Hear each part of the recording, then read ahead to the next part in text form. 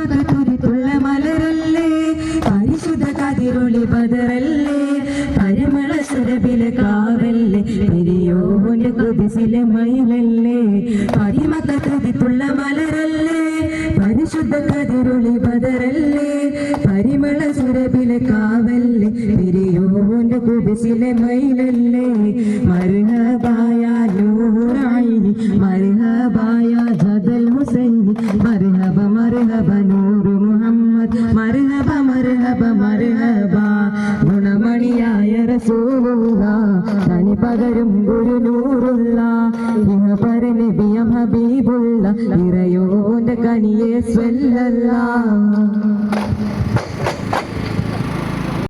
Hi അസ്സലാമു അലൈക്കും. അപ്പോൾ എല്ലാവർക്കും ഇന്നത്തെ വീഡിയോയിലേക്ക് സ്വാഗതം കേട്ടോ. അപ്പോൾ നമ്മളെ കുട്ടികളെ പരിപാടികളാണ് കേട്ടോ, രാത്രിക്കത്തെ പരിപാടിയാണ്. അപ്പോൾ എല്ലാവരും ഒന്ന് കണ്ടു നോക്കി കേട്ടോ.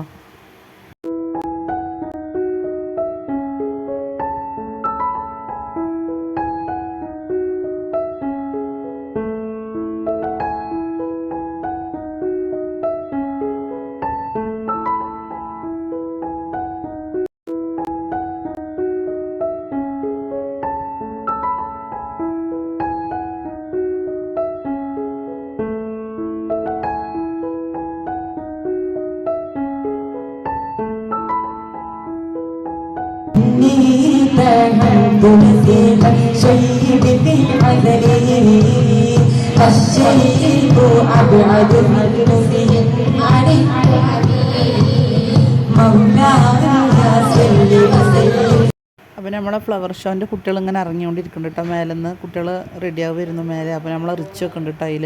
അപ്പോൾ ഓൻ്റെ ഫ്ലവർ ഷോ ആണ് അടുത്തത് കേട്ടോ. നമുക്കതൊന്ന് കണ്ടുനോക്കാം.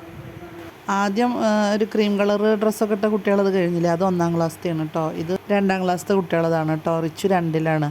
അപ്പോൾ അതുപോലെ ഇങ്ങനെ സ്റ്റേജിലേക്ക് കുട്ടികൾ ഇങ്ങനെ കയറിക്കൊണ്ടിരിക്കുന്നു കേട്ടോ. അപ്പോൾ ഇനി ഓലെ ഫ്ലവർ ഷോ ഒന്ന് നമുക്ക് കണ്ടു നോക്കാം.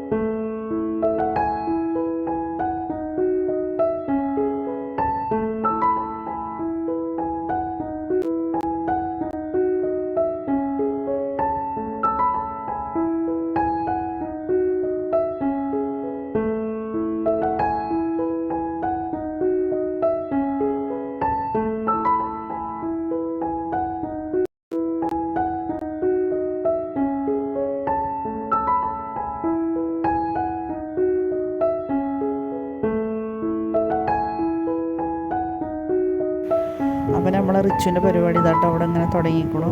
ഓലിങ്ങനെ കളിച്ചുകൊണ്ടിരിക്കുകയാണ്. പിന്നെ രാവിലെ നമ്മൾ 1ാം ക്ലാസ് മുതൽ 6ാം ക്ലാസ് വരെയുള്ള കുട്ടികളെ പരിപാടിയായിരുന്നു കേട്ടോ.